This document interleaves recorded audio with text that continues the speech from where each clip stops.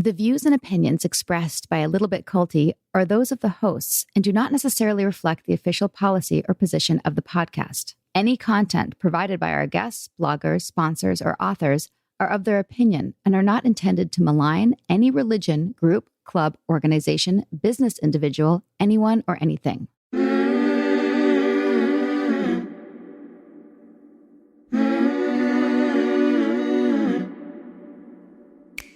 Hey everybody, I'm Sarah Edmondson. And I'm Anthony Ames, aka Nippy. And we just want to welcome you to season 3 of A Little Bit Culty. Once upon a time, we were in a cult called NXIVM. We didn't know it was a cult when we joined, because as a wise man once said, nobody joins a cult. They join a good thing. For a minute, it was a good thing. That's where we met, fell in love, got married, started a family. The stuff of storybooks. Even the part where we woke up, escaped, became whistleblowers, and helped bring it all down. You call that shit show a storybook? Seeing the mastermind of NXIVM get sentenced to 120 years in prison? That's a storybook ending, if you ask me. The whole thing was captured on HBO's hit docuseries, The Vow. A new season is coming out any moment, if it isn't out already by the time you hear this. And I published a memoir called Scarred, which is available anywhere books are sold. And now we have a podcast. Every week on A Little Bit Culty, we call on experts, advocates, fellow survivors, and whistleblowers to help us unpack what's going on in the cultiverse. And now we're turning our story into wisdom for other people. Like, I wish I'd known that calling yourself Vanguard was a bit of a red flag. Yeah, big red flag. We've got a lot to cover. So let's get this show rolling, shall we? Welcome to A Little Bit Culty, an Acast podcast about the fads, beliefs, and trends that blur the line between devotion and destruction. Be sure to subscribe so you don't miss an episode. And to learn more, visit us on Instagram or alittlebitculty.com. Sinking down to the depths of the ocean, hanging on to it, my love. If I let go of it all, I could leave, but I know. Hello, my dear handsome husband. That would be me. What a week, eh? Yeah, I gotta say, it's a learning experience because it shocks me what works and what doesn't and what people are interested in and what content is. But I am blown away by the response to our last episode, or the box set. The box set on the bento. Yeah, we had to re-record this intro because what's happening in real time, in the world, while holding hands with Jade and Jacqueline and Keelan, our brave whistleblowers from the last box set. At least for me, like intellectually, I know that I'm fine, but in my body, I have gone on the adrenaline rush with them of exposing this guy. And even though we've been out for 5 years, it's a wild experience to watch them put themselves out there and know that like they're going to get everything from so much support, which they have. Yeah. And for the most part, 99% people just being like, holy shit, that's got to stop. He is clearly a monster. And specifically, actually, a shout out from our fellow podcaster and friend virtually, since we've never met in person, Kate Casey, called him a millennial self-help monster. And also, why are his eyes so far apart? He looks like a fish. Sorry. I get it. Over this guy. The impulse to bang on him is alive and well in me as well. But I think to underscore your point, we have an opportunity to be helpful to someone or another group of people in the way that we received it. Yes. And that's, I think, what the most exciting thing that's happening is people have reached out to us and the whistleblowers saying, thank you. I was in this group. I had similar experiences. I've never been able to speak out because of the NDAs. And other people who were close to him or on staff in some way verifying what happened. Also people who are family members of people who are still in going, thank you for saying what we felt all along. And they're relieved and they want to help and they want to extract their children from the grips of this guy. So it's all very, what are the words? Like, remember we had 6 to 7 months of just what's going to happen. Right. And then when the New York Times article hit and subsequently certain other things happened, we started to feel safer. They are getting the kind of jolt to their nervous system, but they're getting the justice and him on the run right away. They don't have to wait 6 to 7 months. So I told them, get their popcorn and watch what's going to happen. All his behaviors are predictable, as they all are with these kinds of megalomaniac people. And sure enough, we have some statements from the No Limits Society. It's also textbook, the people around him, the people in his inner circle. This was on one of their Instagrams with a picture of her in a sports bra on a hike. Quick note of appreciation to everyone who sees through the sensationalism. Shout out to everyone who looks for the truth and isn't seduced by drama. You know what? Fuck that. These people aren't being dramatic. They're sharing a horrific thing that happened to them. This response is fucking psychopathic. Here, let me continue. Shout out to everyone who knows that there are always at least two sides to every story, and the loudest or most upset are not necessarily the truest. Grateful for the discernment. Well, it's also typical of people who are getting through and haven't reconciled, what they're a part of yet. So to be as respectful as you can as someone in that position who's now anointed themselves the moral superior and all that stuff, that's the natural impulse of these things. And I think that's the educational process of understanding what you're looking at. That is someone's daughter, and that is someone's kind of, you know what I mean? And it's important. You're right. I'm sorry. Right. I'm amped up. It's okay. I need an EM. OMG. No, but listen. You're vibrating pretty low right now. And I'm vibrating really low. Up to a new frequency. guitar. No, I appreciate that. But I want to say, let me offer something to people who are con men or women or trying to be normal, to offer a defense like this and the letter that we're about to read. Anything other than, holy shit, let me fix this. If I hurt you, I want to know how and I want to fix it.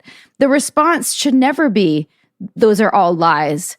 You're just being a victim. You're being dramatic. You're being seduced by drama, whatever. That is not an appropriate response. It just shows that you're not a normal person. You are a sociopath to deny and say that everything that these people are saying are lies. It's the telltale sign of one of these kinds of people that we're talking about. Also, it's in line with what this episode gets into and how to recognize it. So, to continue the educational aspect of it, here's the response. Here's the letter that Bento Box put out today. Yeah, the box set is coming on with his 3rd edition. Okay, so, dear friends, there is a witch hunt underway. Of course. Of course, it couldn't be anything that you've done. That's the first telltale sign of deflecting, and anything subsequent is going to be gaslighting. And also, he's the victim now. Right. He's the victim of a witch hunt. Right. Okay.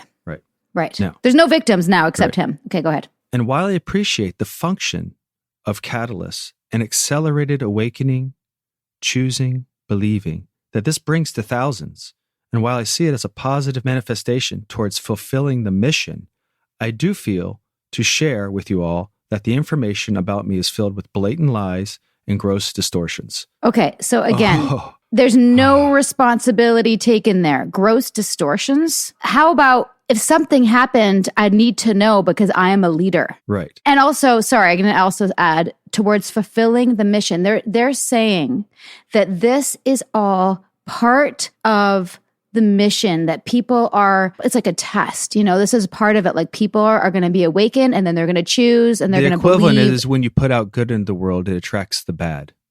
That was one of the things that we said. Also, just a note, this is the exact same behavior Keith did when he released a statement saying he had nothing to do with DOS while there was video recording and text messages proving that he did. Okay? Yeah. So just draw the parallels because the box, I'm sure, is going to have a lot of explaining to do. And this is his first lie of many. Okay. Yeah. Most importantly, I say unto you this with absolute conviction. Wait, sorry. I say unto you? I say unto you. The holier than thou bullshit. I say unto you, I am the king of France. I am God. And shall never abuse anyone. Well, maybe you don't know what abuse is, Bento Box. Okay, maybe you just don't. So here's what we got. For what it's worth, I'm stating this here because I appreciate your commitment, and I can imagine your human mind must have some questions. Okay. All right. First of all, so we're all mere meager humans. Please, sir, may I have some more enlightenment? So for your human mind, because I'm vibrating at a frequency that's just not human, clearly, and that it is challenging for decent people to believe that several people would be lying to try and bring down our brand and operation. All right, I don't know if you guys saw The Tiger King, but the first response he had when someone died is, I'm never going to financially recover from this. So clearly, this is a guy that wants to protect his brand and his operation, and not anything about potentially that he could have caused harm to others. But wait a second. He's trying to dissolve into the absolute. Why does he need a brand and operations? Wouldn't this just help him dissolve? I don't get it. I don't know. Okay, next paragraph. I tell you from the truth of my soul, you have no soul. I have not committed these abuses of which they speak. You have my promise and my continued devotion to truth. Of which they speak. What's that look like? Your continued devotion to truth. Yeah, continued devotion to truth would mean you'd call them and be like, holy shit, how did I hurt you? How did I do you wrong? So Let me pay you back the hundreds of thousands of dollars I took from you. And this is him just trying to keep people loyal and doubting loyal. That's it. That's all the narcissist wants, right? Oh, yeah. Of course, still feel free to come to your own choosing, but I felt the inspiration to share this with you all. No, There's no choice here. No. Anyone who is around him and brings this up will be punished in a setting of, what do they call it? The distortion readings, and they'll be called out, or they will be banished from the No Limit Society. Right. And it's subtext. It's even like a little bit of a threat there. You can choose this, but there's punishment coming. And the punishment is only known to the people inside the community because they know what happens when you disagree. Okay, this is my favorite line of them all. Oh, also, I'm doing very well vibrationally. Are you? Are you doing well I'm so vibrationally? happy. So happy to hear you're vibrating at a high level. Because we were wondering. We were all wondering how the vibrations are going over there. Also, a normal person who wasn't a sociopath would say, I'm deeply pained to feel that I have caused somebody hurt. I'm going to seek that out and fix it. Not, I'm doing very well. Thanks for asking. He's doing well vibrationally. Oh, vibrationally. Yeah, I'm sorry. There's a distinction there, Sarah. It's an important one. Yeah. Thank you for your continued love and light. Not from me, kid. Please continue to send it to the whole world. It makes a difference. Okay. This is the bridge of incidents that manifest in response to our Constitution as the mission and the well-being for all. I can't even. Okay, just get through this. We got to get to our episode. Even if it seems contradicting to the senses and reason. So ignore your intuition. Sort of impulses or intuition of your own, just forget about it. My truth is yours. Yeah. It is a day to challenge for all who know of me and our mission. I think that's exactly what's going on, is you're being challenged and you're losing. Newsflash. Just as someone constituted in the intention of attracting a better job may lose their current job in some dramatic fashion, if this person stays true to the intention she has, the bridge of incidents will ultimately reveal that they were necessary. The fastest way to manifest the desired outcome. What the fuck? Can that be your word salad for the episode, but, please? to translate for the people that are trying to make sense out of it, I'm sure it's like, this is all part of the process. Yeah. Adversity is not meant to be easy. Yeah, it's not meant to be easy if you're a bodybuilder and you're trying to lift weights. Let us keep faith in the mission and occupy the state of Shambhala within ourselves. I'm just gonna let the people put it together on their own there. Yeah. So listen, it's been a journey. Anyone who's listening with a heart can, I think, feel the pain. And one of the reasons we actually chose the next episode, it was because it's not emotional. It's very academic, but it's important because it talks about what you are actually seeing when a predator is in front of you and how to spot it. And Jon Atack has a great academic mind. He drops a lot of knowledge in it. And the overall message of it, and the reason Sarah and I are doing what we do, is if people can recognize these behaviors and these tendencies in these people that are sociopathic, they're not going to be able to thrive and do what they're able to do in society. Totally. We're tongue in cheek with the bento box and all that stuff, but he's a perfect example of how these abusers work, thrive, and then create a community of people that are flying monkeys are in his grasp. So, the people that are posting stuff on Instagram, right, in his defense are in his clutches. Right. Yes. So, and it's important to remember a lot of these people in his orbit, it's an effect of one person. And oftentimes it's hard to trace back to that one person is, but this is what they look like and sound like. And in order to combat it, you have to educate yourself. That's that. Yes. Thanks for joining us with a post-game bento box analysis. Yeah. But also we wanted just a couple of quick housekeeping things. So many people have been reaching out to us. Yes, we're going to watch Inventing Anna. Yes, Tinder Swindler is on our list.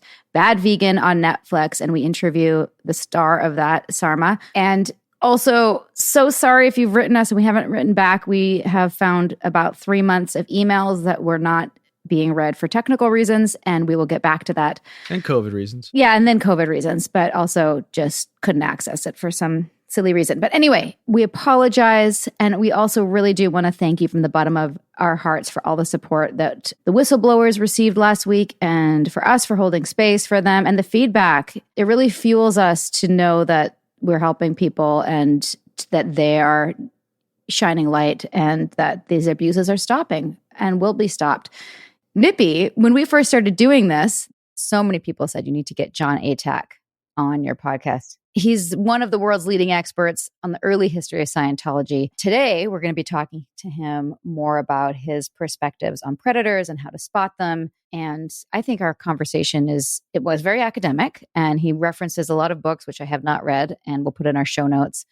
But his newest book, Opening Our Minds, exposes the similarities between authoritarian cults, multi-level marketers, pedophile groomers, terrorist radicalizers, pimps, and spousal abusers. It highlights the manipulative tricks shared by political spin doctors, advertisers, and PRs. The book shows how to recognize human predators and prevent them from influencing our kids. Jon has helped more than 600 people in their recovery.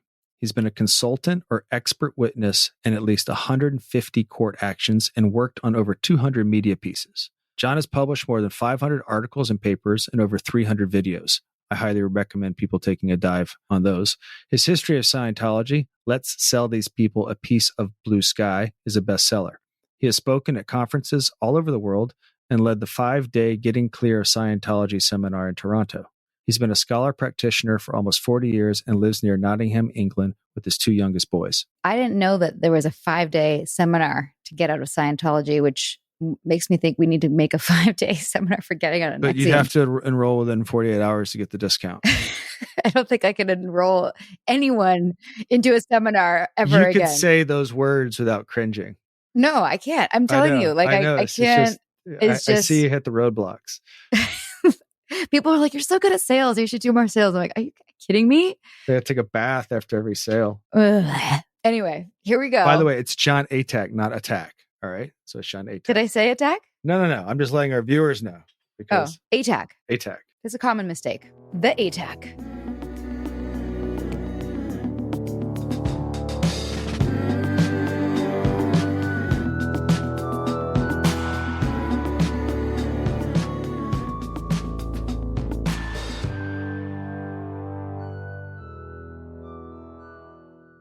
It's one of the things we really want to grill you about today. And I know you talk a lot about this, and you have so many papers you've written and interviews you've already done. We're really trying to take your wealth of knowledge and figure out what can we distill and share with our audience, most of whom are recovering members of different groups. Most of them, you think? Well, just at least the people that we engage with on social media. Yeah. Then there's a lot of people who are just fascinated by this topic, cults and abusive stuff in general, and people who want to understand it so it doesn't happen to them. And there's also the component of all these things that go on are proprietary to cults and all that stuff. So the behaviors and abuses, I mean, we say this almost every episode, aren't proprietary to cults, and we want to draw the parallels between, I mean, look out into the world. You know, I was talking with Sarah last night. It's like, I'd love to hear Jon just go off and through history, current and maybe future, of all these people that have these human predatory traits and draw the parallels so that people can kind of get out of this bubble of thinking that they're alone in this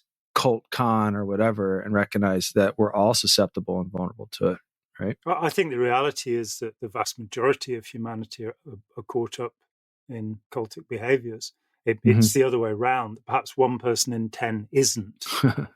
Margaret Singer wrote Cults in Our Midst. She said to me, and it's called Cults in Our Midst because the society we live in is a group of interlocking cults. I take that point of view too. Yes. And I know that's what Opening Our Minds really looks at, is looking at all the overlap between authoritarian cults, MLMs, groomers, terrorists, radicalizers, pimps, abusers.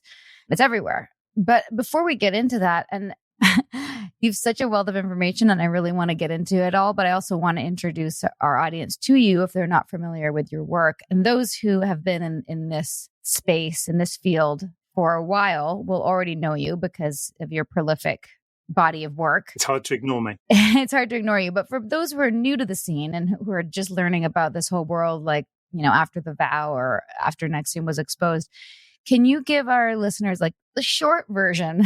Because as you know, we ask all of our survivors of different groups. How did you get in? What was the hook?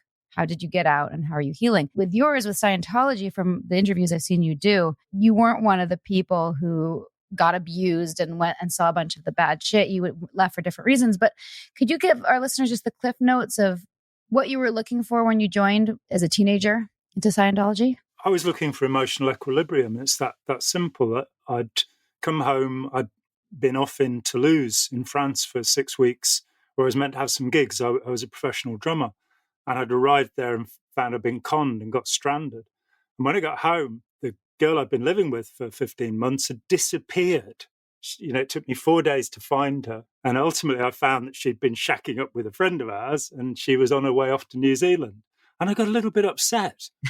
Rightfully so. Fair enough. Fair enough. I talked to, I knew, I had a friend who was a psychiatrist who basically said, I can't talk to you, you're over 18, which wasn't very helpful.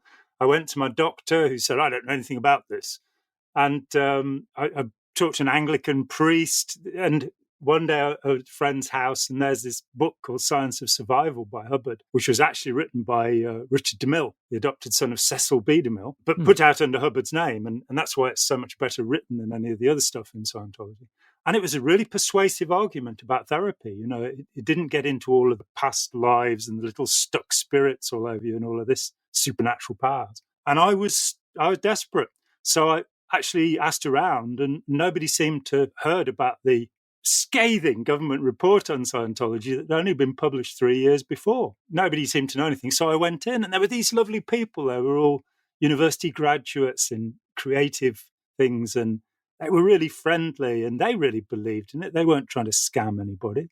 And so I just became immersed in it. And I was just really lucky that I never became a live-in member. I stayed out in the outside world, so I could switch languages and talk to Scientologists in their bizarre and elaborate loaded language. I mean, there are 2 600-page dictionaries of Hubbard speak, where he redefines words and makes words up, all of this stuff.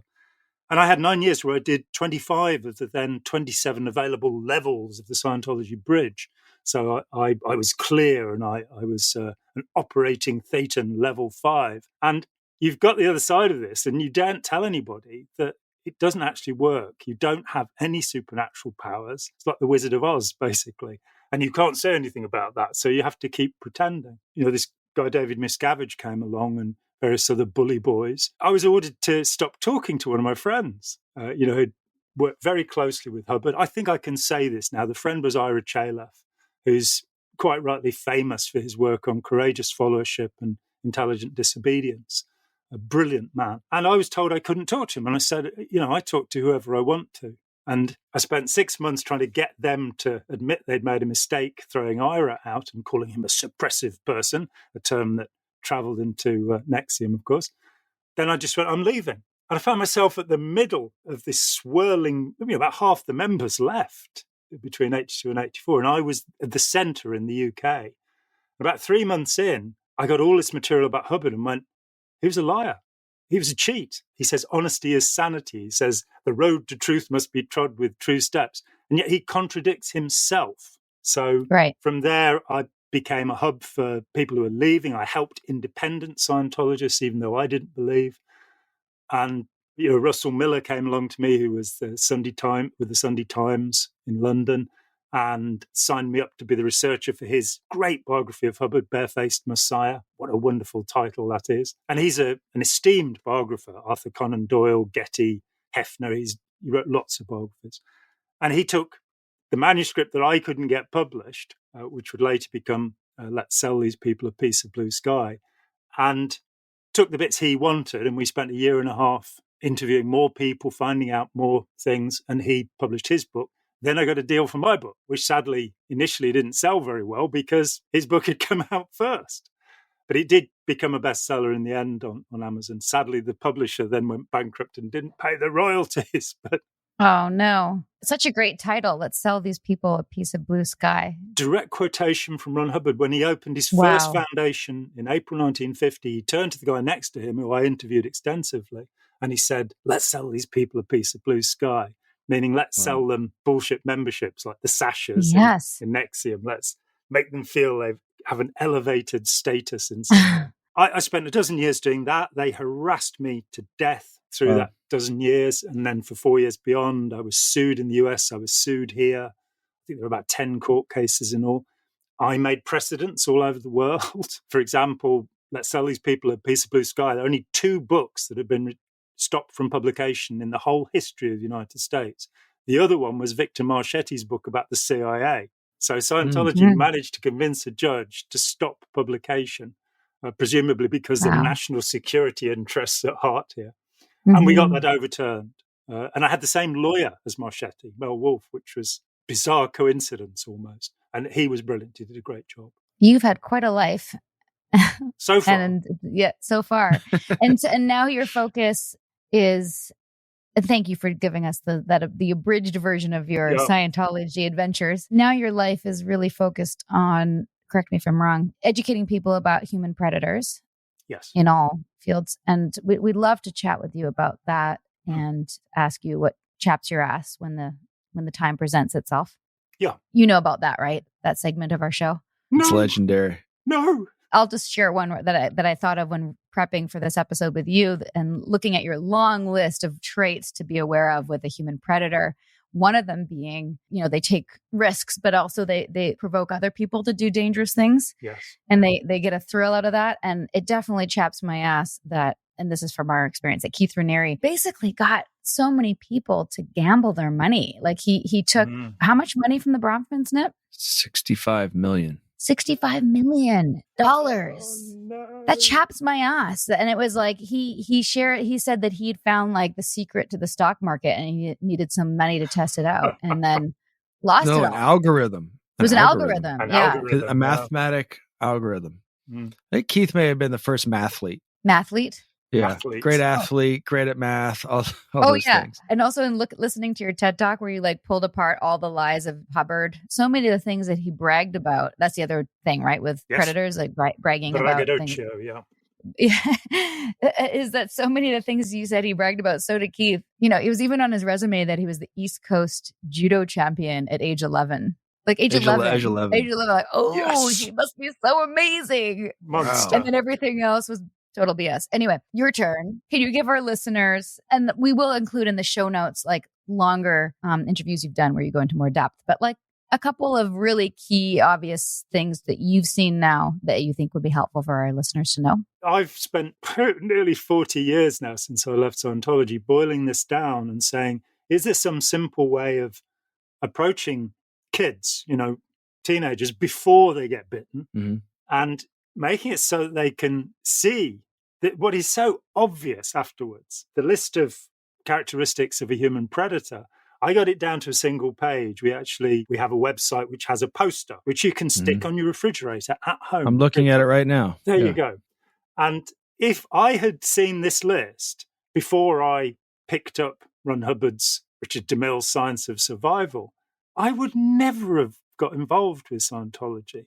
And so it's sort of going, all of these authoritarian, destructive, abusive groups and individuals, they are so obvious when you know what to look for. And a major thing, I think the first thing is the love bombing, is the flattery, is them telling you how great you are and how handsome you are or whatever, how wonderful you are in some way. And when somebody you don't know comes to you and starts telling you that, walk the other way. Because either they're psychotic or they're trying to sell you something. And we fall for it so easily. One of our last interviews, we were describing those behaviors. And she's like, I assume they're a monster right away. Yeah. Which I thought was really, it's true. They have to greet you with a smile. There are empaths, a tiny amount, 2% probably of the population. Yeah. I think it's a disorder, personally, empathy. I test at almost 100% on the empathy scale, which explains why I've made no money so far in my life. Well, that's a really good, such an interesting point. Yeah. There's a guy called Paul Bloom at Yale who wrote a book called Against Empathy, The Case for Rational Compassion. I must say that pretty much sums up the book.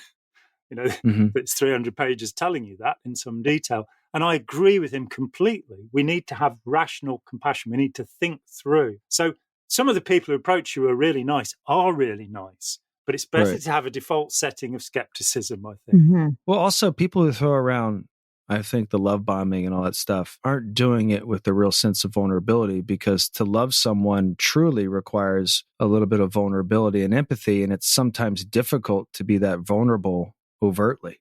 Right. So the fact that they throw their vulnerability or the love bombing out with confetti, to me, like there's no scarcity of it, to me is an indication as well. Yeah, Eric Fromm said love is knowledge, care, responsibility, and respect, these four qualities. Now, somebody who has never met you before can't actually love you. Knowledge, care, responsibility, and respect. Particularly the respect part, that you have to spend some time with somebody to be able to love them properly. And so what they are doing is selling you a car or a cult or something else, I just have to say, like, it's so uncomfortable because, I mean, we were totally love bombed. But then later when I was, running the Vancouver Center and we were doing information nights that I was presenting, like, here's what we do. And I would always ask as many coaches as possible to be there to create a good vibe. I wasn't saying, hey, love bomb them so that we can take their money. It was, we wanted people to feel welcome and comfortable so they would join our community. Yeah, you create rapport. Yeah, we create a rapport. And people would often say, I don't totally know what this is, but I love the vibe and I want to be part of it. Yeah. Ugh, it's so icky to know that I did that. Well, is it icky because you have recognized what you were putting forward in hindsight? Or, do you know what I mean? Like, you got used. Yeah, I know that. I know. It's I know a reconciliation of being you. I mean, look, I get it. Reconciliation of being part of this, whole thing, but also that, like, there's a very distinct tactic that cults use, and I did it. Well, permission to forgive yourself, Sarah. Thank you, Nippy. Yeah. And to recognize that there's a difference in motive, that your motivation was to help. Exactly. You've now realized that you're helping people join a destructive group. But in Scientology, when I was, you're constantly on, aren't you? Always recruiting, all the time, trying to get people interested. And so I felt, I'm giving diamonds to people for nothing. This stuff is so valuable. It's going to clear the planet. It's going to change the world.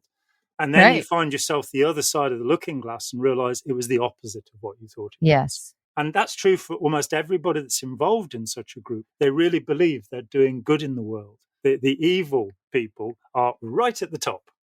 The people, the people who've got the bank account, usually. We interviewed Pat Ryan last week. Oh, good. Pat's a good friend of mine. I've known him for like 30 years now. He's a wonderful man. A good guy. Wonderful I man. figure that there's a core gang of you guys experts that must have some amazing shared history in this field. Yeah, there are probably several gangs. There are also some people who spend their time attacking other people in this field, which I tend to avoid publicly. Yeah, there's a little bit of that, but I guess that's going to be part of it. It's inevitable because there are people who are making money doing this, right? And that provokes a certain animosity. Sure. But Pat, I've done a number of interviews with him and with Joe Kelly, who works with him, his partner, right? Yeah. And one of the most amazing interviews to me was talking about the hopping they do, the flying that they do. All these years, I actually researched a book on TM for Collins, the publisher, 30 years ago. That's how I met Pat. I'd never actually had somebody take me step by step through the training they do to do this, psychic flying or what have you. And it was hilarious to realize just how crazy this is.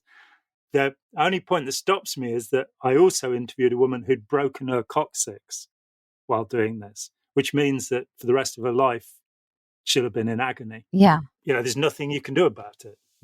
You can't put super glue in it, That would chap my ass. That would indeed chap your ass, almost literally. Literally. Yes. Quite literally. Quite literally, yeah. I'm really interested in how these people get a foothold. Who you seen as the best of them, best at being a predator, obviously the worst in character. Oh, there's no question about that. Mao Zedong. Mao Zedong, body count 70 million. And counting. Yeah. Yeah, and Stalin's close behind. Hitler and Stalin had a great rivalry to be the worst person who ever lived as well. Interested me that there are all these classifications: psychopath, sociopath, Machiavellian personality, malignant narcissist, all of these ideas borderline. And the problem is these are diagnostic ideas. And I don't really want to diagnose these people. Some of them are treatable, most of them aren't. I want to recognize them so they don't mess with other people's lives. And the problem that really got to me along the way, look at the politicians in the world. Mhm. You know, Emory University did a study of US presidents, and they said the most successful US presidents were all classifiably narcissists Mhm. and, you know, very selfish people, very self-centered people. And when we look at history, it seems to me there's a wonderful book by Eli Sagan, who's one of my heroes, who's a sociologist, and he wrote a book called At the Birth of Tyranny. And he wanted to understand how it was that tribal societies had turned into kingdoms and empires, and why it was that we hadn't been a bit more sensible. There have, it seems, been two really good human societies, one in the Indus Valley, which survived for 700 years without war, without priesthoods and temples, without having a hierarchy of leadership. And the other one they're now finding out about was in contemporary Ukraine, that seems to have existed, which says it is possible for people to live in some kind of democratic harmony. But almost every human society is dominated by a tribal leader.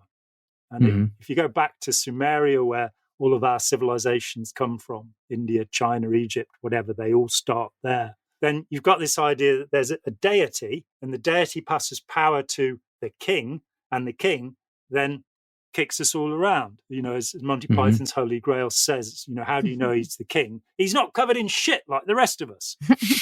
We are lower beings for some reason. This works both ways. My friend Ira Chalef developed courageous followership, having worked with Ron Hubbard, and then gone and worked with politicians in Washington, which he's been doing for 40 years now, and going, as followers, we promote this. We want these people to be gods on earth.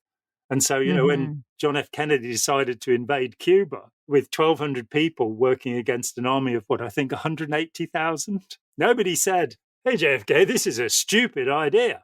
Nobody told him. Nobody warned him. So the Bay of Pigs fiasco occurred. And World War III very nearly started as a consequence. So that kind of groupthink, that the entrained obedience that our schools give us, that our schools tend to be authoritarian rather than, you know, making kids, you know, assertive and creative and have what Ira calls intelligent disobedience, where they can say, that's a bad idea.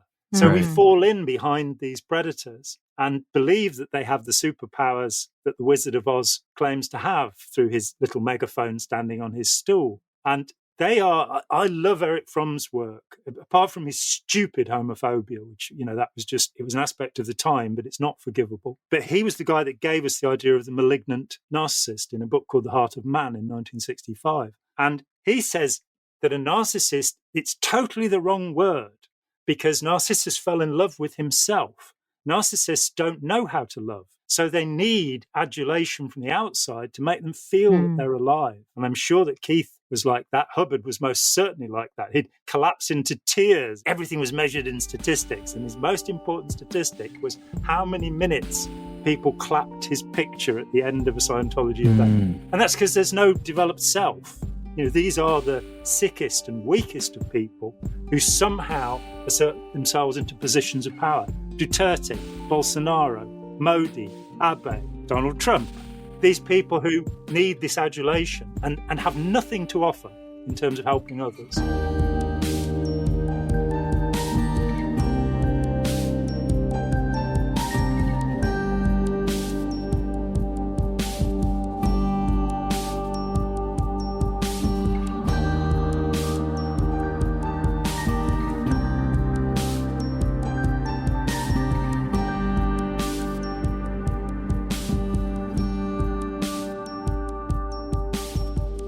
We tell our stories. We change the world. A Little Bit Culty is proud to support the #IGotOut project, which empowers survivors of cultic abuse to share their stories online as a catalyst for education, prevention, and healing. Learn more about the #IGotOut movement and find resources at igotout.org.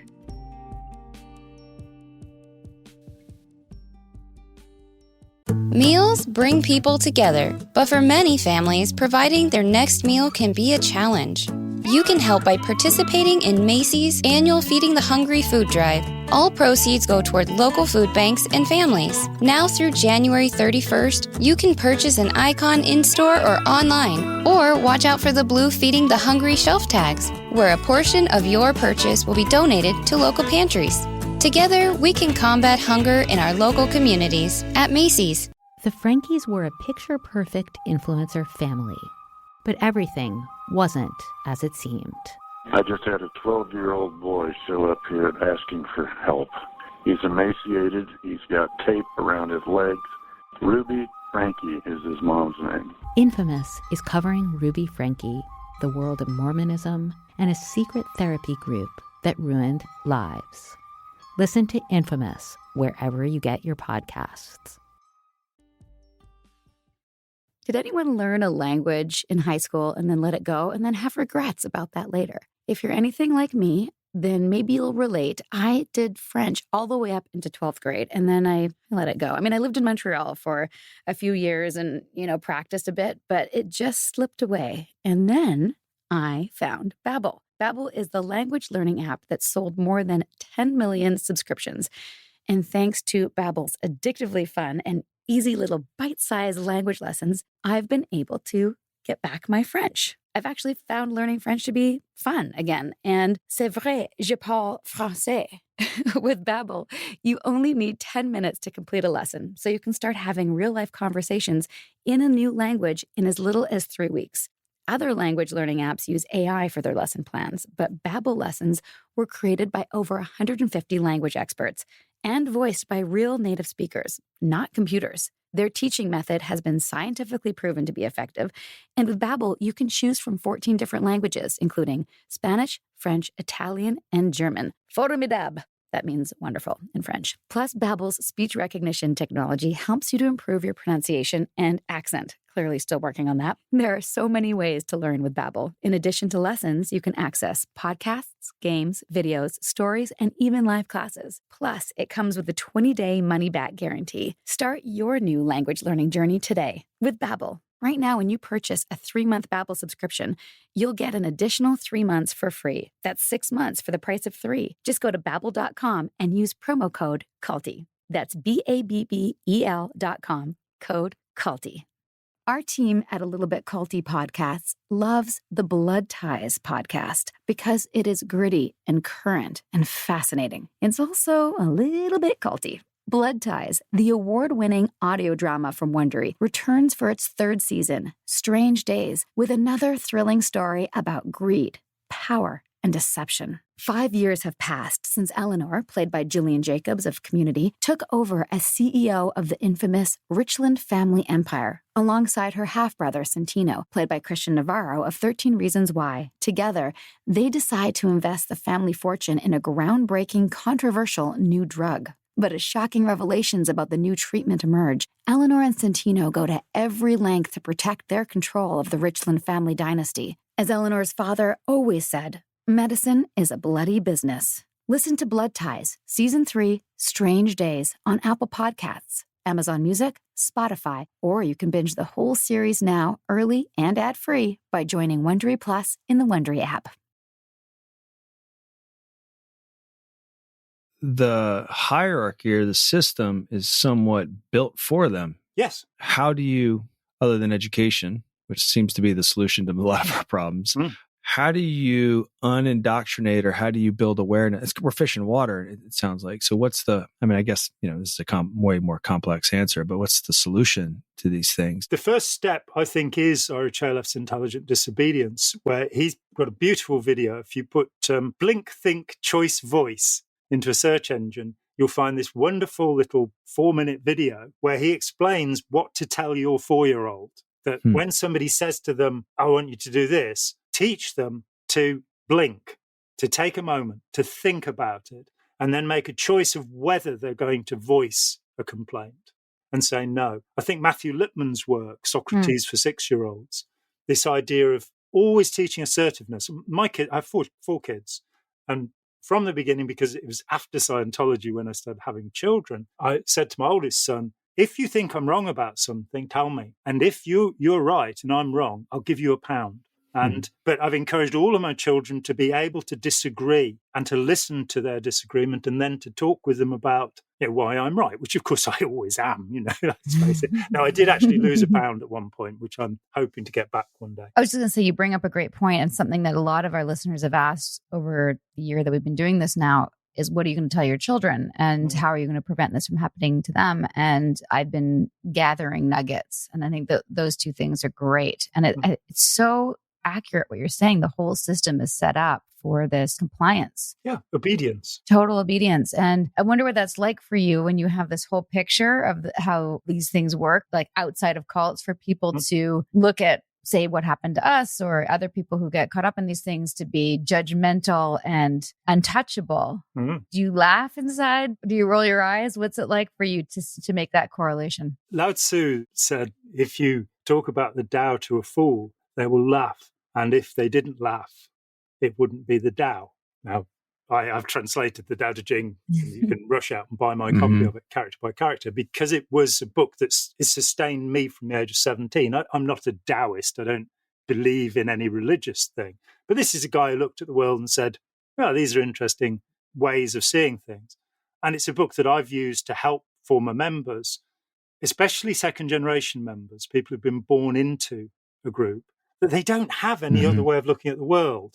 And so you can say, well, look, here's Christianity or Judaism, Islam, Buddhism, what have you, but they're being put into another system. And I don't think that's healthy. I think teaching people to be skeptical, to question everything, to disagree agreeably, that's my little cliche for it. I have a question for you on the heels of that a little bit. So there's been so many attempts to build hierarchies that work for humanity, but they end up kind of working against. Are you for hierarchies? Are you for, like, how would that work? Because we've yet to build one that's completely merit-based, not vulnerable to abuses. And I do think hierarchies and systems serve a function. If, so, how do you do it? Like, does it incentivize the abusers or the predators? I think there has to be a distinction made that hierarchy should only be used when it's a necessity. Eli Sagan in The Birth of Tyranny points to two societies that are non-hierarchical, the Baaka Pygmy in the Congo and the San, often called the Bushmen of the Kalahari, which I think is a bit insulting. They don't have a tribal leader. The person who is best at doing something leads. So, for example, with the Baaka, they're particularly fond of this kind of honey, but the beehives are kind of 80 feet up in the air in trees. So whoever is best at climbing trees, and they do occasionally fall and kill themselves, whoever's best at doing that leads that activity. So you have a hierarchy where authority comes from expertise rather than from rank. And the problem in our society, and you'll find it in the court system and the police, if you're going to have to defend yourself from an enemy, you need to have a hierarchy. It's no good voting about who's going to shoot when. In emergency situations, you need to have a hierarchy that works smoothly. But the people in charge of that hierarchy should be experts. They shouldn't just be people who've managed through bullshitting to get themselves to bully other people. And I think that's a crucial distinction. And the separation between an expert authority and a rank authority is you can question an expert authority and they'll give you an answer. They'll give you a reason why they do something the way they do. Whereas if you question rank authority, it would be like, well, it's because I've got 3 stars on my shoulder. And I think in the military, you will find, I've been very impressed, though I'm generally pacifist, interviews with, say, Stanley McChrystal, who there's a great film, War Machine, about his time, where Brad Pitt fundamentally plays him in Afghanistan just after Barack Obama had got the Nobel Peace Prize and sent 30,000 troops in to prove how peaceful he was. What I'm saying is that these generals are highly trained. I mean, Donald Trump sat down with them and said, I know much more about military strategy than you do.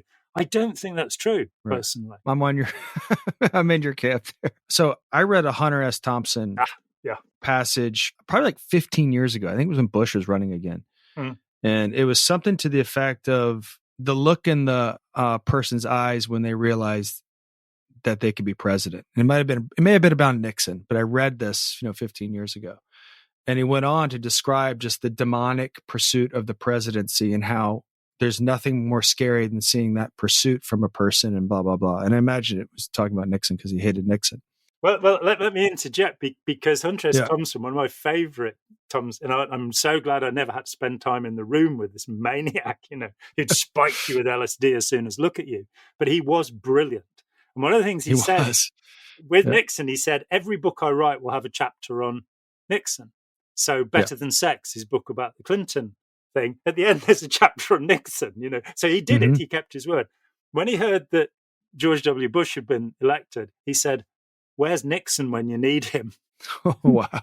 So, which that is a condemnation. It says a lot. I mean, I think you guys could have conversations about what these predators look like. There was one in particular interview that I saw with him, and he was talking about the three most meanest men, because the mean is I think is the first thing that's on your list. That's right. Yeah, they're mean. Of predators. They're mean. Yeah. And this person asked him the meanest people leaders had ever said. He said Muhammad Ali, Jimmy Carter, and the head of the Hells Angels. And he's like, it struck me. I was shocked with how mean Jimmy Carter was, which blew me away. Yeah, those the first two are really weird. I met the head of the Hells Angels, Crazy Charlie. The guy he's talking about. In 1970, I was at the Isle of Wight Festival. I was 15 years old. And this guy came over to me to try and sell me a little piece of red Lebanese cannabis. Because he said, we've come over here and we don't have enough money to get back. A few years later, I met Hells Angel, who was in the only official English chapter of Hells Angels, and spent a very interesting evening with him, terrifying everybody else in the room. And I just found him, he was terrifying. But when I told him about this encounter, he said, that was Crazy Charlie. He is actually the president of the Hells Angels. Yeah. Both of these guys, it's all wrong. It's Hunter S. Thompson's book, Hells Angels, says something about it, I think. They were both really courteous, really friendly. Is that right? So this is my question. Muhammad Ali and Jimmy Carter. I mean, I know Muhammad Ali is charming, and Jimmy Carter is considered one of the most passive presidents. He's this peanut farmer from Georgia. Most in the 20th century, the most. Yeah, they've cast him as this like patriarch now. But to hear that these people buried their meanness so well. But Hunter Thompson, I'm told, I'm led to believe, took a lot of drugs. So his perceptions may have been slightly awry. Consider the source, but he has been able to articulate some things that that was shocking to me when, kind of doing my homework in this whole thing. Yeah, so if all high-ranking positions were vetted on Hare's psychopathy checklist revised, then we could have a lower number of psychopaths running the world. And given, I listed, I think, 16 countries off the top of my head. You look at something like Duterte. Duterte in the Philippines says, my only crime is the extrajudicial killing. The only thing you've done wrong is kill thousands of people. Wow. Okay. And, here we are 5 years or so later, and people are starting to go, maybe we should do something about him just going out and shooting people, because he's tricked anybody that's used cannabis, which is legal where you live. He's tricked them into going to a police station and admitting they've used it, with the threat that if they don't admit past use, they'll be imprisoned.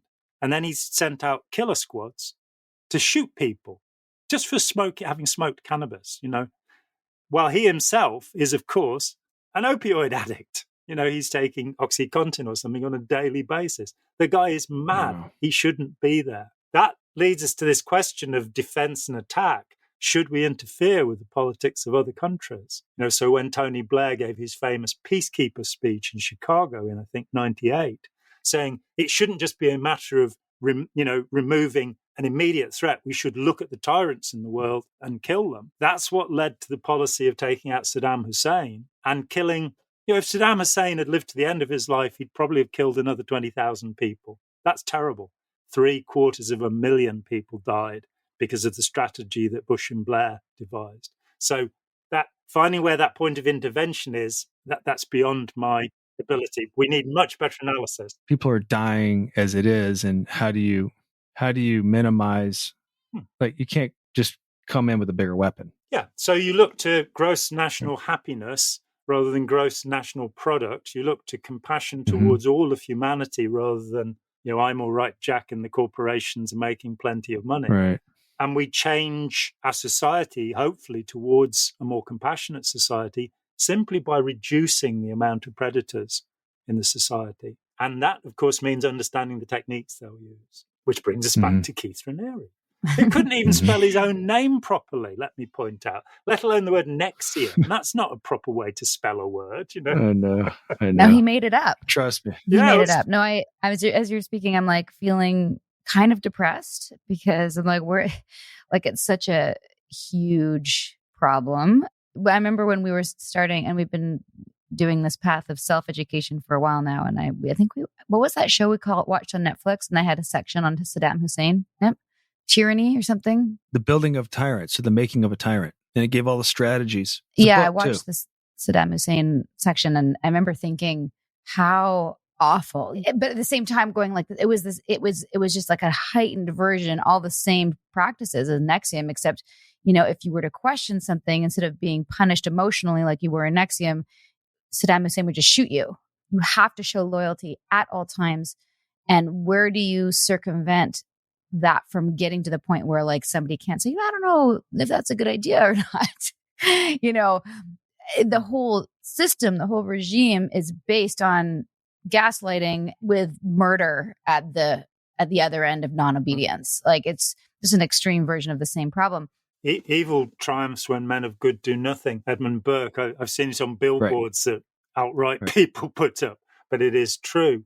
And let me say that I first analysed this problem first started analysing it 30 years ago, in 1991. And I wrote a set of 4 outlines for documentaries. And I felt exactly as you feel, Sarah. I felt really depressed. And I remember sitting down with a friend in LA and reading him out the synopses of the first 3 sections of this. And he said, I just can't bear anymore. Stop this. And I said, no, the 4th section's the important one. And he couldn't take it. He was done. And so he never got to the 4th section. I feel very positive about the potential, because I feel that we have lived under tyranny for 5,000 years since Sumeria rose up. And we are beginning to understand that. And part of that is, say, Ruth Ben-Ghiat's book, Strongmen, which is I had to stop reading it because you find out that Mussolini raped 4 women a day, or that Gaddafi actually kept women in a dungeon for years so that he could sexually abuse them. She works with Bandy Lee. I had the great fortune to do one of their town hall online things where you get 7 minutes to say something, which is, imagine limiting me to 7 minutes. Can't be done. But yes, understanding these horrors, these dreadful aspects of human behavior, I hadn't expected to find anything positive. I thought I was working on something that would be negative. But I started to realize that by understanding these behaviors and by exposing these behaviors and these methods, and the third aspect of this is how to tell facts from fiction. You've got seduction and recruitment, and you've got the human predator. These are 3 videos, just 10, 15 minutes on my YouTube channel, where I talk about these things. I come away from that very positively, because I feel we're at the lowest ebb now, that humanity we're not going to destroy the planet, but we could well make it uninhabitable for our grandchildren by the incredibly stupid actions of politicians. And then these brilliant conspiracy theories that are making people not do anything, which are probably coming from Russian intelligence agencies, frankly. These are psyops. This is not, things like QAnon. The Russians are rubbing their hands and going, sow confusion among your enemies. Persuade them to do these things. And persuade them not to have free and open discussion. Persuade them to get angry about things and shout and want to hit each other, rather than being able to think. I think we have all the tools we need to change the world in a single generation. So it's a matter of getting people on board with that. The work that my friend and colleague Yuval Laor has been doing for the last 6 years, one of the most brilliant people in the world today, I believe. I am biased, as I say, I talk with him every week and have done for the last 6 years. But he's worked out a model that comes out of contemporary views of evolution that says, actually, this kind of Mendel Dawkins stuff about, this stuff happened to us on the savannah, we can't help it, there is no free will, it's just your selfish little genes perpetuating themselves. It's not scientific. It's not rational. What's come out of the work of Yuval's tutor, Eva Jablonka, in her 4 dimensions of evolution, is saying, well, yeah, there's natural selection, there's sexual selection, where you choose partners that you like the look of, whatever kind of animal you are. Then there's epigenetics, this change that can take place in a single generation. But then there is also cultural transmission or symbolic evolution. When Yuval first explained this to me in 2015, it was like, yes, I've come home. I lost religion a long time ago. I lost belief in the supernatural because I don't care. I'm an agnostic. I don't going to heaven, reincarnation, living forever. It just all seems silly to me because I don't know, because it's all speculative. But it's a dull materialist world when you're kind of stuck in the, so we live and die. Mm-hmm.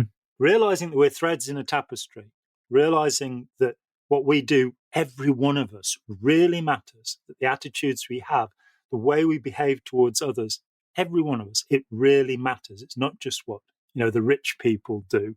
What we do matters as well. And that symbolic evolution, because we have language, genes aren't read-only. They haven't been passed on from the savannah. You can write on them. And you can write on them through changing your attitudes, by behaving in a better way. So, if you beat your children, there's a brilliant book by Calvin Pierce, The Sins of the Father, about his father, William Pierce, who was the leading Nazi in America. And his childhood was, the beatings that he took. He was beaten unconscious from infancy onwards by his maniac father. And yet, Calvin Pierce, after a lifetime of struggle, pulled himself out of the rage and the trauma that was his life, and shows that you can transform. So if you don't beat your children, and I'm presuming you don't, then that's already a significant step towards a better future for humanity. If you have laws that say that you can't assault children in the same way that you can't assault adults, that's progress. If we then take a comparison, you say, what was it like in 150 years ago in America, in Canada, in Britain, when 4-year-old children were sent down mines, sent up chimneys, and if one of them got stuck cleaning a chimney, they were just left there. We have changed. Humanity in the West has been able to change because we've got enough food, and, in this brief period in history, there's been a tremendous transformation of opinion. When the First World War happened, people queued up to go and kill the Boche. When the Iraq War happened, the Tony Blair, George Bush War happened, 80% of the British population said, not in my name. 1 million people marched. So 0.5% of the whole population of the British Isles marched to say, no, we don't want to do this. Still didn't stop them, because the warmongers, had it in their sights. But we might be able to change. And it is, as I think optimism is a silly attitude. I think we should be realists. We shouldn't have grey glasses or pink glasses on. We should look at the world without the red pill or the blue pill. And, who needs to take a pill to see reality? Come on. The book Opening Our Minds is about that. It's about, here's a toolkit. And Yuval Noah talks on my YouTube channel, explains his remarkable ideas about love and evolution and how we relate to people, which for me is the missing piece about how we become involved in authoritarian groups. People talk about critical thinking, and this is the important thing. I could argue the hind legs off a donkey by the time I was 19, but I still talked into Scientology. The Rajneeshis, they were called the PhD cult. Rajneesh was a complete sham. It's so easy to show that he kind of drugged out of his brains, poured forth these half-remembered Zen stories that come from Paul Rep's Zen Flesh, Zen Bones, where he's lost the point and the plot. And his followers who have PhDs. If you look at radicalized terrorists, Mohammed Atta and the people of 9/11, these were people with postgraduate degrees. So we're not talking about critical thinking. We're not talking about stupidity. Of course, we should have good critical thinking skills. We're talking about belief and emotion, and how brilliant people can come to use their intelligence to buttress their stupidity.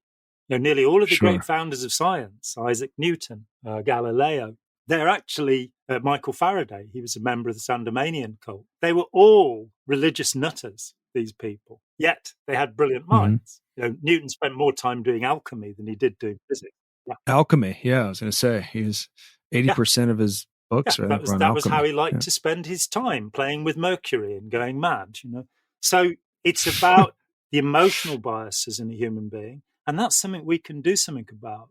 Even psychopathic kids, the Mendota study, showed that if you take a group of kids who have the callous and unemotional behavior, on your 18th birthday, you become a psychopath. Until then, you have callous and unemotional. They took kids and they had one group that got no help and the other group that did get help. Lots of, loving, therapeutic, helpful, compassionate behavior.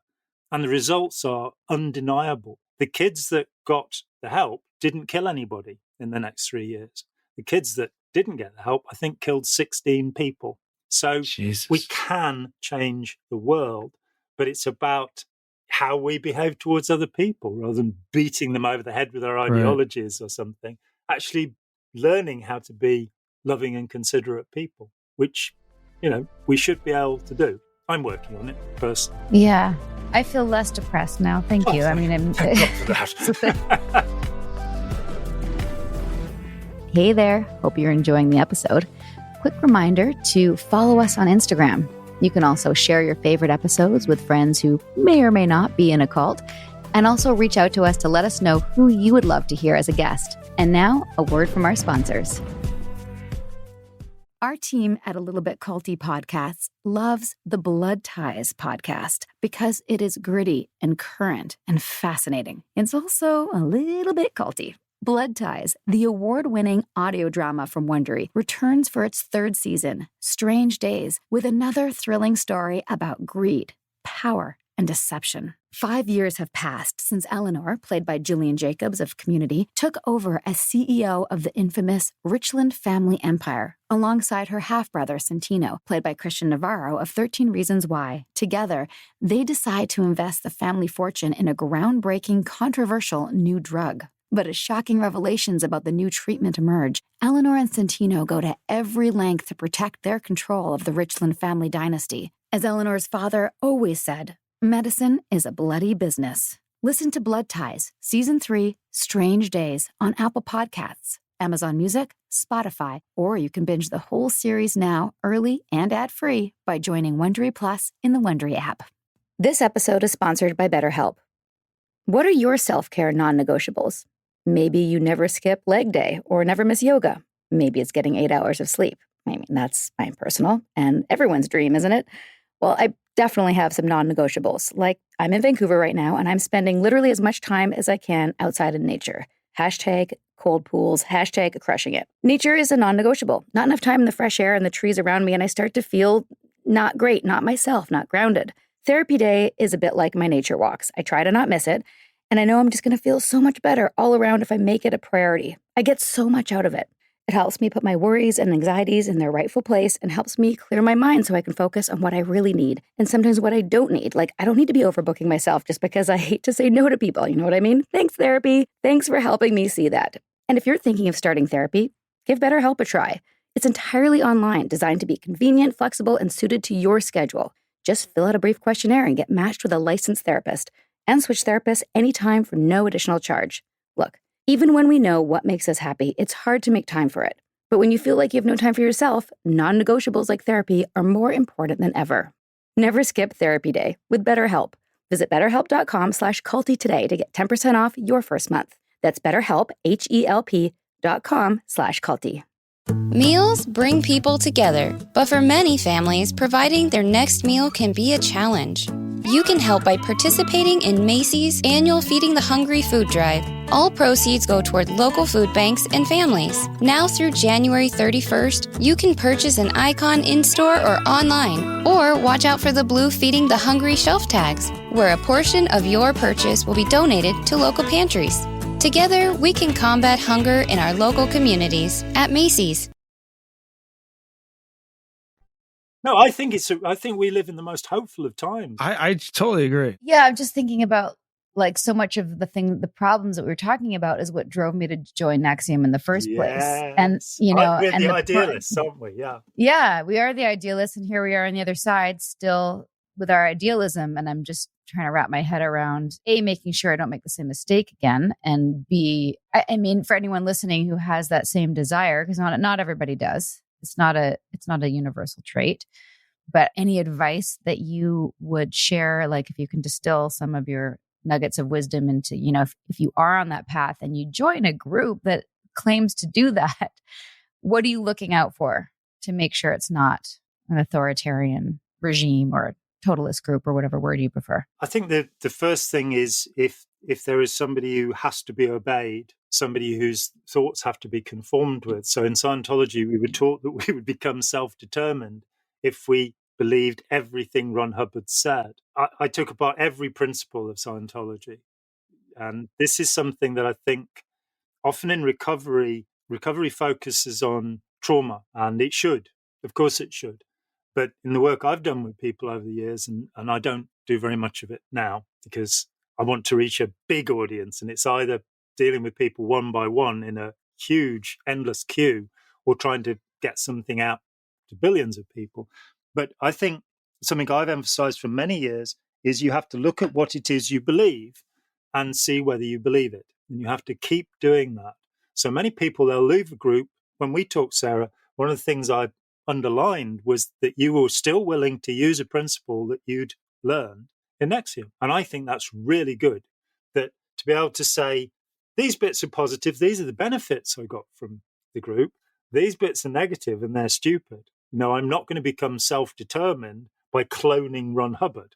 And that cloning process is very well worth looking at. There was a guy called Flavell Yakeley who did personality tests. He was asked by the Boston Church of Christ, Kip McKean, because he was insulted that his group had been called a cult. And so he wanted an expert to come in. And Yakeley was astonished. He tested 900 members of the group and he found they pretty much had the same personality profile of the 16 possibilities in the Myers-Briggs. And that was, how do you get a group of people involved? And he gave us the term cloning and said, when he tested Scientologists, he tested people from mainstream Christian churches, and he found in the mainstream Christian churches, you got most of the personality types. But in the what we call cult groups, authoritarian groups, you found that they were either had already achieved personality cloning or they're heading for it. And the personality they were trying to be was actually the pretense of the leader. It was what they believed the leader was, that they were aiming at. But they actually became nasty and cynical. So they would, for me, the boundary line for an authoritarian cult is shunning. It's where you prevent freedom of association. You say, you can't talk to those people. As soon as you say that, you've become negative. You're in a group that's dangerous because they're saying, you're not grown up enough to have a conversation with these nasty people. And we should be individually able to say, this is a human predator. I don't want to associate with them. That's my decision. Rather than this is suppressive, as both Scientology and Nexium say, and I'm not going to associate with them. So keep questioning the group and see if what happens when you say, I don't like this aspect of the group. If you get dumped on, then you are in a dangerous group. If somebody says, I have two friends who are theologians, and I talk to them about Christianity from time to time, and they don't shout at me, They don't say, how dare you think that? They, that's an interesting point. I would respond by saying this, and we can agree to differ, Perfect. That's great. And so super helpful. I really appreciate you breaking those things down. Did you think of something that about either the world today or cults in general, your ex-cult, Scientology, that chaps your ass the most? I think with Scientology, it's that that Ron Hubbard got away with it. Although he lived an absolutely miserable life, I never met him. I left before he died. But I wanted, and I know I'm a foolish person, I wanted to be able to sit down with him when he'd been taken to prison and see if somehow he could be redeemed. And so when I heard he'd died, I wept very briefly, I must admit, but it still touched me, the thought that I don't want to think that there's anybody that's unredeemable, but thought that he left $648 million, $500 million of which went into the Church of Spiritual Technology, which has the sole purpose of perpetuating his name, so that he has this old Roman Chinese have it too. As long as somebody keeps mentioning your name, you still exist. You become a god. There's a moment in I, Claudius, Robert Graves' thing, where the Augustus's wife, Livia, played by Sean Phillips in the wonderful TV series, turns to Claudius and says, make me a god, Claudius. And that Hubbard had that intention, that he refused his staff toilet tissue because they weren't working hard enough, while he accumulated 2,000 camera pieces, a 24-track recording studio, a full-scale horse racing track, Aberdeen Angus bulls, black swans. That chaps my ass, that he was able to enslave and abuse so many people. And even though I know he never had a happy day in his life, because he was so paranoid and terrified and physically ill, all the time, that he was able to take that away And the David Miscavige has inherited that and made it worse. Right. That his abuse of all around him is just dreadful. So, yeah, there you go. I think you just may have given us a title for this episode. Make Me a God. Yes. What do you think, Nippy? I like it. Yeah. Like it. Yeah. Jon Atack, make me a god. Yeah, I love it. Jon Atack on Predators. Make me a God. Make Jon Atack That's a true. god. Yeah. Yeah. Well, I certainly relate to everything we do on this podcast. It's hard to not relate it to our own experience, but Keith certainly wanted that And still does. and still does. Yeah. Yeah. When you told me that there are senior people who know him, who work with him, who won't talk to you, who believe that you're wrong, that your perception of somebody who did. I mean, there has never been a documentary about a group that has the depth of the vow, because Mark Vicente was asked to record this stuff. And so Right. between you made this thing, which is the deepest dive. And how could anybody sit through that and go, no, I think he's a great guy, really? I'm with you. Because we're just doing it for the, for the book deals and all that shit. Like they And there's only always for a the way money, to as smear Frank's us. episode. Yeah. Yeah, gosh. Yeah. So it's a really good, what we learned in Nexium was that's called a shifter strategy. It's basically deflection to say, let's not look at the bad things over here and say that the people pointing out the bad things are bad because they have questionable motives. Mm. Okay. Maybe I have questionable motives. It still doesn't change the fact that Keith did these things, and it's been proven in a court of law. Yeah, it's the tactic called name calling in propaganda analysis, that you ad hominem attack, you attack the individual rather than answering criticism. And there's a very simple technique, which I believe originated with Benjamin Franklin, who was a bit funny with kites and things, but who knows? And that is, you take a piece of paper, you draw a line down the middle, and you put pros on one side and cons on the other, and you put down what you feel. I did this to a friend of mine who was a Trump supporter and had voted for Trump, and I said, it's very simple. If you get to the end and you've got nothing on one side of the page, you're in a cult. If it's only cons, only pros. Yeah. We talked about that in our last episode. It's funny. It's called the Ben Franklin close. Ben Franklin close was how to sell someone something. Yeah. Yeah. We learned all the closes from the master salesman himself. Make me a god, Keith Raniere. Yeah. Coming soon to a judo champion of the East Coast. Oh, God, I know. Recently, we were just talking about a lot of the problems that we're seeing right now with the internet and stuff happened when the printing press first came out, and the church had mostly control of the printing press. And as a result, if you disagree with the church, the printing press would get wind of it. And that's when burning of witches at the stake started and stuff like that. And then there was an equilibrium found. It's what I call the Mendel-Dawkins model. And it's wrong. Yeah. Our thinking and our capacity is not fixed. We are capable of changing. We are not, ruled by what happened to our ancestors 200,000 years ago, which I think is quite important. In terms of that influence mechanism, persecutions within religion were promoted, particularly the Protestants in the Low Countries, who were a bit annoyed with the Spanish because they'd finally managed to fight their way out. They used the printing press to create the myth of the Spanish Inquisition. And yes, witch hunting went on. But the first great persecution within the Christian church happened in the 1200s, long before the printing press. And it was the genocide of the Albigensians, the Cathars, in what is now the south of France, but was then the independent Languedoc around Toulouse, when Pope Innocent III, and he's the guy that triggers all of this. Printing press is like 200 years later. Well, it was the role, I think it was simply commentating that information came from a certain place. The internet is providing it in a similar disruptive way. Yeah, but it's absolutely the opposite. What happened with Innocent III, what happened with the Gutenberg press, is that information control could take place. And that carried on through radio. The Hitler was certainly, through Goebbels, able to control for sure German-speaking people. The internet has actually broken that. It's not continued it because it's given a voice, it's democratized information. And the sad thing is that people like Jordan Peterson, whose ideas are so falsifiable, it's so easy to show they're wrong, have gathered huge followings. So where the printing press was actually, it created oppositional, the Huguenot wars in France, the Protestant versus Catholic.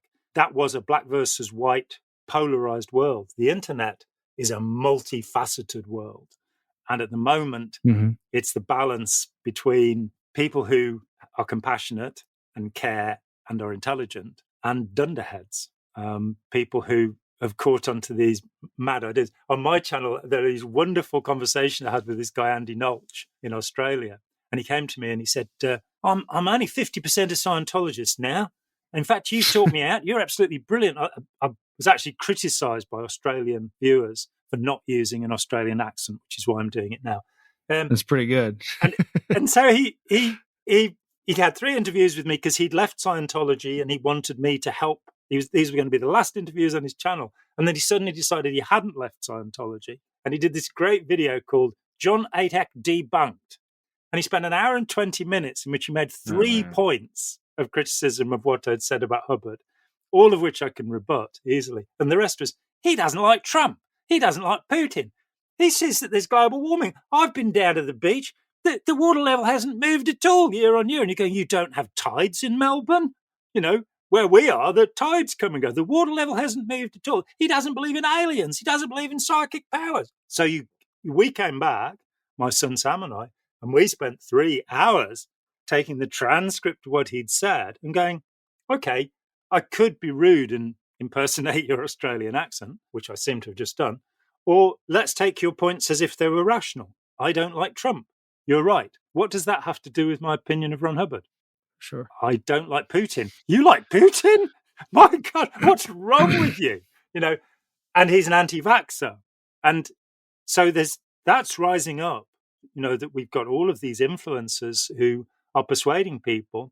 One of my favorites was he said that vaccination had become mandatory. Now, as yet, I just went back to him and said, where? Because as yet, no country in the world that I know of has actually said you've got to have a vaccination. It looks like we could be headed that way, but it hasn't happened. We are yet. here, actually. Yeah, well, okay. We're here for travel and restaurants. And, this would be for everyone.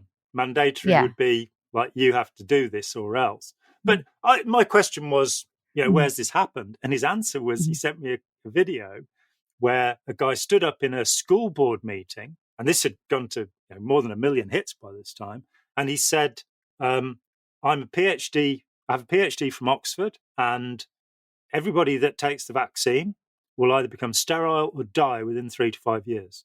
So that doesn't really answer my question, which is which country has made it mandatory. But let's look at this.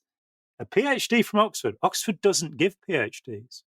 Oxford has a different name for everything. They don't have professors, they have dons. His PhD is from Oxford, Ohio. Okay.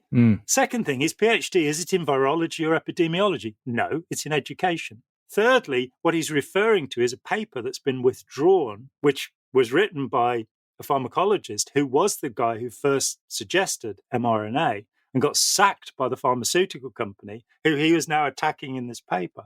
The paper's been withdrawn because the references in it are phony. That's the way I look at information. But sure. Andy Nolch is like, this bloke says it, so it must be true.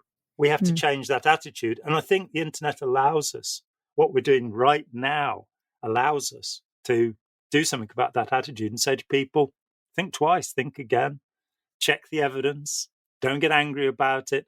Don't believe it just because Alex Jones or Jon Atack says it. Go and check it. Thank you, John. That's really helpful. My pleasure. Imagine yourself walking into a forest. You can see the path and the trees. High above you, the air is crisp. You are walking towards your happy place. Allegedly, say it with me. Anything said here on this podcast about alleged cults, alleged MLM schemes, alleged douchebaggery, mindfuckery, criminality, spiritual fraud, or the like is offered purely as commentary, because the views and opinions expressed on A Little Bit Culty do not necessarily reflect on official policy or position of the podcast. And any content provided by our guests, bloggers, sponsors, or authors are their opinion and are not intended to malign any religion, group, club, organization, business individual, anyone, or anything. So just let these words drift into your mind without needing to focus on any of them. You are great. You are capable. You deserve to be happy. Nobody's mad at you. Unless you're actually a narcissistic, culty criminal. If that's you, cut that shit out. Don't be a fuckwad. But if that's not you, again, you are great. You are capable. You deserve to be happy. A Little Bit Culty loves you. Wow. That was a lot. Normally, when I meet people, when I was younger, I'd meet people that were just way smarter than me and just be like, God damn it, I have so many gaps in my education. And, you know, like, I mean, he's just dropping books. Like, I'm like, shit, dude. You I have just to went on a bone up. history. I want to hang with him. No, I want to drink some Earl Grey tea and like my little digestive I biscuit. want to talk about the CIA with him. Maybe we do another episode. Just the CIA, the cult of the CIA. Yeah, something to consider. Probably listening right now, Sarah. Shit. I mean, the CIA are on to us. They already knew we were going to do this. We're an algorithm. They're following. Do you remember our when we algorithm. first got out and we thought that Nexium had maybe bugged our place? They probably did. If you're listening, screw you. All they heard was organized chaos and widespread panic. Have fun with that. Okay. So you got any? Got some word salad? I have one that I kind of paraphrased. I think this is actually a Keith OG, original gangster. Oh, you found this on? Yeah, in the I think I archives? found it written somewhere or whatever, but I added my own flair to it. We actually should go through our notes and find some nuggets. I've got all of my journals. Well, we still have some of those videos. I'm going to go through some of the videos and just do sound pieces of Keith doing his verbal diarrhea. Okay. Okay, here we go. It's interesting. Let's think of a crime, something along those lines. For example, let's say I have stolen something. I can now be a better leader of people because now I know what it's like to steal something and choose not to steal something, as it were. So I tend to always speak in the positive terms, the good of a bad in a sense. Understand, I'm forever an optimist. So perhaps in choosing character and evaluating character, is it best to do the person who understands the crime and understands what it's not to commit it, or just someone who has a rule around it?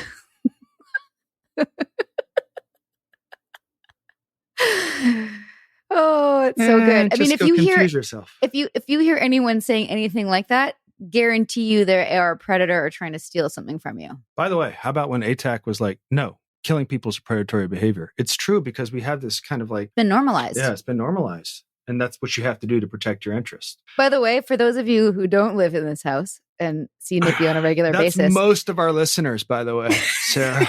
Just so a little tidbit which I find hilarious is that when Nippy is going to say something real now and to tell me something that he's come up with, he always prefaces it with, it's interesting, which is also how he prefaces his word salad. So sometimes I get a little bit like, oh God, I have to like brace myself. Did you just call me Keith Raniere? No, I just said No, that I get it. I see how it is. I see the beginning of your word salad Great. It's is great. also Thanks. the beginning of your thoughts in general, because you always say it's interesting. I mean, it is interesting, but We're going to end the episode now. oh, geez. I'm going to go lick my wounds. Okay.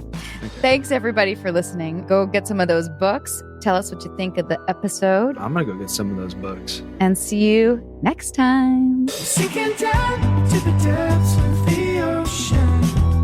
I'm hanging on to the weight of my love. If I let go of it all, I could leave, but I know I won't. Let's keep the conversation going. We'll be back soon with more episodes of A Little Bit Culty with more experts and survivors. And sometimes experts who are survivors, as well as some familiar faces from The Vow from HBO. If you've got suggestions or questions on upcoming topics, find us on Instagram at A Little Bit Culty. And for more background on what brought me here, my memoir, Scarred, the true story of how I escaped Nexium, the cult that bound my life, is available on Amazon, Audible, and where most books are sold. If you'd like to help us spread the word about A Little Bit Culty podcast, please give us a 5-star review and tell your friends to subscribe. Seriously, like take out their phone and tell them to press subscribe. Takes a second. We're also available on Apple Podcasts, Spotify, and every major listening app. And if you're listening on a smartphone, tap or swipe over the cover art of this podcast to find show notes and helpful resources. You might also find some offers from our sponsors there. And when you support our sponsors, you help us keep this podcast going. Just don't be a little bit culty about it. A Little Bit Culty is executive produced by me, your co-host, Sarah Edmondson, and Anthony Nippy Ames. That's me. Associate producer is Jess Tardy. Produced, edited, mixed, and mastered by Citizens of Sound. Our amazing theme song, Cultivated, is by John Bryant and co-written by Nigel Asselin. I'm Sarah Edmondson, and thanks for listening to A Little Bit Culty.